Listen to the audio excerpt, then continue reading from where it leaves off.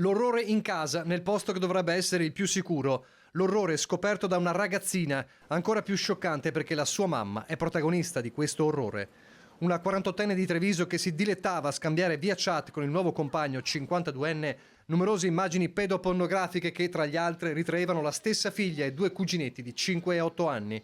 Questi ultimi, secondo gli investigatori, potrebbero aver subito violenza dalla stessa zia. È un quadro impressionante quello emerso dalle indagini dei carabinieri del nucleo investigativo di Roma, dove l'operazione è partita con la denuncia del papà della minorenne e che ha portato all'arresto della coppia.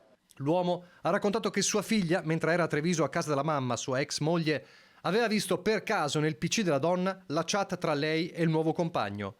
Foto e video terribili di numerosi minorenni, lei stessa tra questi, immagini che l'hanno scossa e spinta a confidarsi con il papà.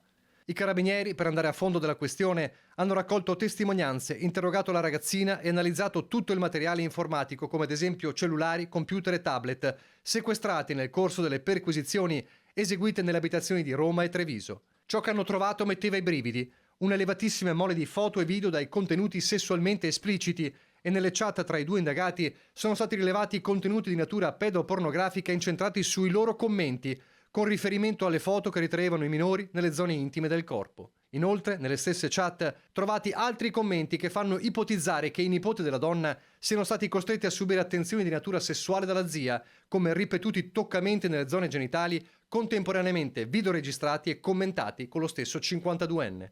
Nel cellulare di quest'ultimo, infine, sono state trovate numerose altre immagini a contenuto pedopornografico di minori di 18 anni in pose sessualmente esplicite.